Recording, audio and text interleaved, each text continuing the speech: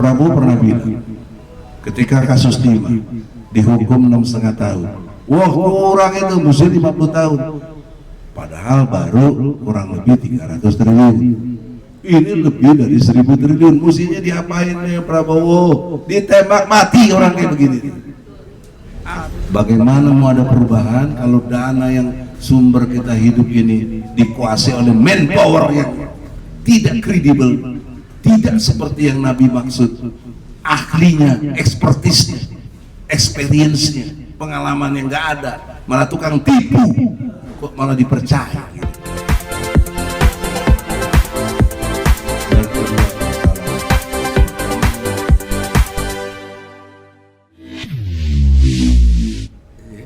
Ini bisa. Oh itu buat ini. A'udzubillahi minasyaitonirrajim. Bismillahirrahmanirrahim. Assalamualaikum warahmatullahi wabarakatuh. Waalaikumsalam warahmatullahi wabarakatuh. Marhaban ya Ramadan. Insyaallah barang siapa yang bergembira menyambut Ramadan, satu ciri dia adalah orang yang beriman, yang sangat disukai oleh Allah.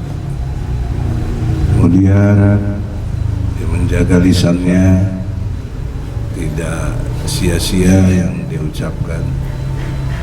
Kemudian dia memberi makan bagi yang untuk buka puasa, dan dia juga memberikan banyak hal sedekah. Itulah yang diharapkan insyaallah, yang diterima. Bahkan istilahnya dalam satu hadis riwayat Abi Daud, orang-orang yang ditunggu di surga. Amin. Nah itu insyaallah hari ini terjadi sama Azam. Disediain makan buat kita, dia puasa Ramadan, Kasih bensin, dia jaga lisan, insyaallah. kasih uang tol, uang bensin dikasih. Kasih buat YouTuber, Di rumah YouTube media ya. media. Nah, kalau ini bukan media, ini medis. Media. Hilangkannya. Jadi saudara-saudara, kita langsung ke pokok temanya mengenai himbauan. Mestinya ada perubahan dengan penguasa yang baru, Bapak Prabowo Subianto, yang dimuliakan Allah. Dimuliakannya adalah dia ditempatkan orang nomor 1 di Indonesia di antara 285 juta lebih atau kurangnya. Dia nomor 1, berarti kemuliaan yang luar biasa. At the same time, saat yang sama, Pak Prabowo yang dimuliakan Allah akan bisa dihinakan oleh Allah ketika kebijakan-kebijakannya tidak kondusif untuk menegakkan hukum-hukum Allah, menegakkan kejujuran, kebenaran, dan keadilan. Oleh karena itu, waktu masih ada, dalam arti kekuasaan masih melekat pada diri Pak Prabowo. Sudah kiranya salah satu nasihat-nasihat dari kami yang mungkin tidak penting, tapi jangan lihat siapa yang bicara. Nah, Nabi mengajarkan gitu. Tapi lihatlah apa yang dibicarakan. Adakah baiknya apa yang disampaikan? Dalam kesempatan ini saya menyampaikan 2 hal saja yang berkait dengan perubahan-perubahan yang diharapkan bisa terjadi. Yang pertama, yang mengerikan dalam perspektif ilmu hukum saya adalah dana nantrai.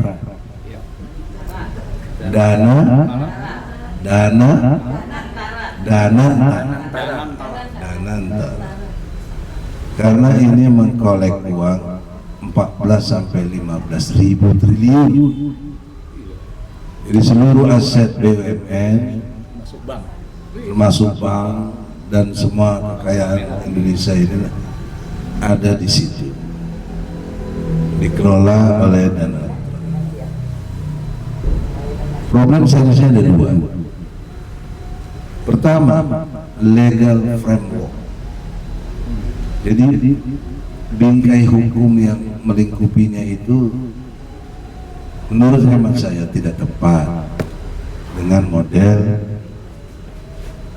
seperti yang digambarkan sekarang. Ketidaktepatannya adalah menjadi sentralistik yang selama ini BUMN bisa terpisah-pisah, bisa kreatif terhadap perkembangan ekonomi dan politik lainnya yang bisa untuk berkembang. Kalau sentralistik itu pasti ada satu komando. Jadi fokus menjadi militeristik. Sebagaimana waktu menteri kumpul semua di Magelang, sebagaimana kemarin pelantikan bupati semua kumpul di Magelang. Ini sentralistik, materialistik. Secara substansi bertentangan dengan ilmu ekonomi. Kalau ekonomi mesti kreativitas, tumbuh dan berkembangnya usaha, variabel banyak usaha itu karena kreativitas. Makanya ada kementerian kreatif dan ekonomi baru atau ekonomi rakyat. Tapi kata kuncinya benar-benar kreativitas. Apa inti kreativitas? Inovasi. Jadi orang Indonesia dengan tugas pokok presiden ada 4, jangan lupa. Menurut Undang-Undang Dasar 45 alinea keempat ada 4 tugas pokok presiden. Yang pertama, menjaga seluruh rakyat Indonesia jangan ada yang tumpah darahnya. Harus dijaga rasa nyaman, keamanan sebagai rakyat Indonesia. Jangan sampai tumpah darah, apalagi jadi konflik satu sama lain. Yang kedua, tugas pokok presiden ini limitasinya dari UUD 45 alinea keempat, bukan menurut Egy Sujana, yaitu mensejahterakan secara umum seluruh rakyat Indonesia. Itu tugas pokok presiden yang banyak dilupakan. Jadi bukan mensengsarakan rakyat, bukan membuat rakyat jadi lebih menderita. Yang semua kita alami sewaktu Joko Widodo presiden 10 tahun kita lebih menderita. Bayar pajak, hutang luar negeri luar banyak sekali sampai 20.000 triliun, gabungan hutang swasta, BUMN dan hutang pemerintah. Luar biasa kezalimannya itu, menghambat banyak kreativitas dalam perkembangan bisnis. Oleh karena itu, jangan sampai, harusnya rakyat Indonesia ini jangan sampai dia tidak sejahtera. Saya bertaruh secara intelektual, baik pendekatan hukum normatif menurut Undang-Undang Dasar dan Undang-Undang Organik lainnya, maupun secara Al-Quran. Karena di Al-Quran disebut dalam surat Al-A'raf ayat 96, barokatin fi samawati, aku datangkan berkah dari langit, wa ma fil ardh, dan dari bumi. Keberkahan apa dari langit coba? Hujan itu berkah, hujan itu rahmat. Tapi di Jakarta jadi banjir, jadi musibah, tidak berkah. Itu kan fakta di depan mata kita, baru kemarin banjir. Oleh karena itu, lihat janji Jokowi dulu. Wah, kalau saya jadi gubernur mah bisa selesai itu. Janjinya, macetnya, dan banjirnya gampang. Waktu wali kota. Sudah jadi gubernur. Oh, kalau saya presiden gampang. Waktu gubernurnya ngapain tuh orang? Tetap banjir malah pindah. Tuh. Karena salah Ya itulah nakodot gitu Pak, bagi si Jokowi ini. Bisa lihat nanti yang ulama surat ke-16 ayatnya 92. Ini karena itu ini nggak sesuai dengan perintah undang-undang dasar untuk mensejahterakan umum seluruh Indonesia, untuk menjaga dalam pengertian tumpah darahnya itu rakyat Indonesia tidak boleh terganggu. Yang ketiga, mencerdaskan kehidupan bangsa. Ini undang-undang dasar. Nah, kita bukan dicerdaskan malah dibodoh-bodohi seperti sekarang. Yang saya duga tidak bermaksud mendalui takdir. Kalau dengan legal framework seperti yang sekarang ini untuk Danantra ini dipastikan tidak sukses. Yang kedua, tinjauan manpower dari yang mengelola Danantra ini. Dilihat dari mana? Satu, mestinya ekspertisnya apa? Yang memimpin untuk pendanaan yang 15.000 triliun ini, siapa dia itu dan apa ekspertisnya? Eksperimen dia pernah menjadi apa? Pengalaman dia itu apa? Track recordnya itu mana? Dan yang paling penting yang ketiga, flower politiknya itu apa? Rasa citra politiknya itu kemana? Nah, kalau diberikan kepada si Ruslan, jelas dia tim suksesnya Prabowo, berarti flower politiknya sangat kental. Kemudian dikasih ke orang LBP, siapa namanya itu? Pandu. Kemudian dikasih kepada Erick Thohir yang jelas-jelas bikin bangkrut BUMN. Ini dipastikan gagal, tidak mengurangi hormat dengan kebijakan. Apalagi masih ada si Jokowi di situ pembina lagi. Masya Allah. Apa enggak ada orang yang lebih baik dari mereka itu? Yang jago-jago. Ini manpower yang lemah, yang tidak profesional. Tunggu kehancurannya, kata Rasulullah. Serahkanlah pada ahlinya. Jika tidak pada ahlinya, tunggu kehancurannya. Kita tunggu aja. Tapi kalau kita nunggu aja kan kita salah juga. Rakyat kok cicing wae. Ada salah kok diam saja. Kejahatan terus merajalela. Bukan karena kejahatan itu sangat berkualitas, tapi karena diamnya orang-orang baik. Cicing wae, diam saja. Penakut.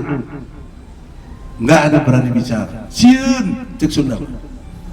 Iya. Oleh karena itu, bagaimana ada perbaikan? Bagaimana membuat perubahan-perubahan? Bagaimana sumber dana yang untuk pembangunan Indonesia ini dikelola oleh manpower yang tidak kredibel, flower politik yang sangat kental, sangat membuat kebijakan-kebijakan yang sangat nepotisme, dan juga legal frameworknya yang tidak mendukung untuk kreativitas rakyat terbangun. Ini banyak rakyat nggak mengerti. Saya tidak bermaksud so tahu, tapi boleh adu argumentasi dengan siapa untuk mengukur benar tidaknya Danantra ini. Itu ilmiah, bisa diperdebatkan. Tidak kebencian. Saya sampai detik ini masih hormat dengan Prabowo Subianto. Jangan dipelintir-pelintir, buzzer, pendukung-pendukung antek-anteknya kita dianggap anti. Tidak. Saya 2014, 2019 lawyernya Prabowo, bahkan masuk penjara bela beliau. Tapi nggak pernah minta-minta jabatan apa. Mana saya pernah datengin sana. Sementara sekarang yang dipakai banyak kutu kupret itu. Ya sudahlah, nasib. Tapi masih ada harapan, katanya Prabowo sendiri yang ngomong. Waktu-waktu 2 bulan berjalan, inilah lihat 2 bulan udah banyak yang saya perbuat. Nanti tunggulah 6 bulan. Nah, ada videonya. Ya kita sangka baik dengan Prabowo. 6 bulan ke depan itu jatuhnya bulan April. 20 Oktober bulan April, pas 6 bulan evaluasi yang ketat. Kita para aktivis jangan jadi meleot, jangan kita terjual gadai kita punya idealisme hanya karena iming-iming jabatan, jadi komisaris, jadi apa, jadi ekonomi dan lain-lain yang kita semua lagi susah, kemudian merasa dengan gabung ke rejim yang ada, tetapi laknatullah maka akan jadi maju. Tidak, Allah punya logika tersendiri dalam konteks Quran. Ya ayyuhallazina amanu in tansurullaha yansurkum wa yusabbit aqdamakum. Ya orang-orang yang beriman, jika engkau mau membela agama Allah, maka Allah pasti membela engkau. Dan Allah kuatkan kedudukan engkau, eksistensi engkau, pengaruh engkau. Kita TPU nggak punya jabatan apa-apa, kita advokat saja. Tapi sampai detik ini Joko Widodo tidak bisa membuktikan ijazah aslinya dan tidak bisa berani melawan kita. Kalau berani datang ke pengadilan, nggak pernah datang, udah 3 kali. Mana janji kamu Presiden yang mengatakan akan menjalankan undang-undang sebaik-baiknya dan seluruh-seluruhnya demi nusa dan bangsa? Demi Allah, pakai Al-Quran kau berjanji tiap tanggal 20 Oktober waktu 2014 2019 kau acak-acak hukum itu, kau buat kekisruhan yang luar biasa, bahkan yang bahaya. Kau pakai politik PKI gaya baru, kau bikin adu domba antara rakyat, cebong, kampret, sampai sekarang juga masih berbekas itu semua. Dan terjadi kerentanan persatuan Indonesia. Ibu kota yang sudah bagus 450 tahun dibina sedemikian rupa, dengan sekejap dipindahin ke IKN, mangkrak sekarang. Hutang hampir 500 triliun. Tanggung jawab kau, Joko. Jangan Anda minta ke APBN. Ini contoh. Apa ini gak dilihat oleh Prabowo? Saya nggak mengerti gitu. Tapi sudahlah, saya tetap sangka baik dengan Prabowo. Saya tunggu 6 bulan, 20 Oktober April. Mudah-mudahan yang dimaksud himbauan perubahan sudah terjadi. Karena suka atau tidak, dalam konteks luar negeri, karena poin yang keempat dari tugas pokok Presiden, Prabowo sudah jalankan. Dalam konteks Palestina, menjaga ketertiban dunia sehingga segala bentuk penjajahan di muka bumi dihapuskan. Itu sudah diperankan oleh orang. Saya hormat membela kaum Palestina. Jangan kita nafikan kalau orang berbuat baik. Jangan karena kebencian terus kita nggak suka. Juga beberapa koruptor yang sudah tertangkap sekarang, mudah-mudahan memang itu instruksi Prabowo. Tapi jangan tanggung-tanggung. Si Erik itu yang harus ditangkap juga sama si Boy Thohir, kakaknya si Erik itu. Erik, lo nggak suka boleh lawan gue, ya? Kita buka. Karena dia direktur BUMN-nya atau semua menteri BUMN yang membuat kacau itu. Tiap bulan dia dapat 50 miliar, dia dapat uang. Paling sedikit. Sama kakaknya si Boy Thohir. Dan Boy Thohir sesumber dia akan jaga. Makanya poin yang kedua, saya ingin persoalkan soal dana yang diambil oleh Pertamina ini. Totalnya itu per setahunnya itu 193, sekian triliun. Jadi kali 6 tahun udah lebih dari 1000 triliun. Ditimpe uang rakyat. Dan paling mengenaskan, si Rifa itu dulu aktivis tahun 98. Sekarang kok jadi pencoleng, kok pencuri, kurang ajar. Dulu kok teriak-teriak reformasi, sekarang pencuri. Juga yang 4 lainnya itu dari direksi Pertamina. Prabowo pernah bilang ketika kasus Timah dihukum 6,5 tahun, wah kurang itu mesti 50 tahun, padahal baru kurang lebih 300 triliun. Ini lebih dari 1.000 triliun. Mestinya diapain nih Prabowo? Ditembak mati orang kayak begini, atau hukuman mati yang betul-betul masih ada berlaku di Indonesia. Jadi karena itu, dalam konteks Pertamina, kita sebagai aktivis juga tolong periksa Ahok, karena dia dulu komisaris utama. Jangan sekarang banyak omong soal dia nggak tahu menahu. Dia alasan dulu saya nggak ditakuti karena saya tidak bisa mencat para direktur itu, walaupun saya sudah maki-maki si Rifa, dan dia didiamkan oleh Jokowi 7 bulan. Ada wawancaranya Ahok. Dari segi ilmu hukum, Ahok, lu jangan merasa udah hebat dengan lu didiamkan Jokowi dan lu diam saja. Lu kena pasal 108 KUHP. Lu lihat kejahatan, lu lihat kriminalitas, lu diam saja. Gak boleh Ahok. Mana partisipasi kau? Mana kau mundur? Jangan-jangan kau terlibat untuk ngilangin itu, kau mundur. Ada main kau sama Jokowi, bisa saja, kita nggak tahu. Orang dia CS-an dari dulu, gubernur dan wakil gubernur. Jadi ini yang nggak banyak dicermati oleh orang, ya. Jadi Ahok kalau nggak suka, mari kita ketemu atau mau apa gitu. Kita bukan so jago, tapi saya punya ilmu hukum. Ada pasalnya 108 KUHP. Jadi tolong Kejaksaan Agung, woi, lu periksa nih si Ahok sampai detik. Karena nggak mungkin dia komisaris utama, kok nggak tahu apa-apa, nggak mungkin. Cuma alasan nggak bisa menindak karena nggak ditakuti, karena nggak bisa mencat, nggak masuk akal. Kenapa nggak lapor polisi yang punya hak untuk menangkap dan semuanya? Tapi herannya ya Allah, kita lihat Kapolda ikut terlibat di sini. Tidak mengurangi hormat saya dengan Pak Karyoto, kenapa ada terlibat ya Allah? Ini polisi waktu itu Anda di KPK. Pantasan kita bikin laporan kok nggak pernah diproses. Nanti Muslim bisa cerita. Saya kira 2 ini saja, karena yang lain harus bicara.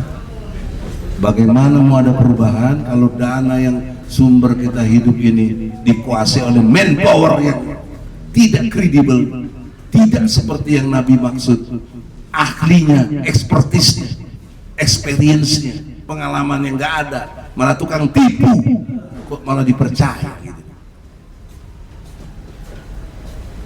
Dan kedua, masalah Pertamina selesaikan, Jaksa Agung, Prabowo dengan hormat, harus dihukum mati orang-orang ini untuk efek jerah. Terima kasih. Assalamualaikum warahmatullahi wabarakatuh.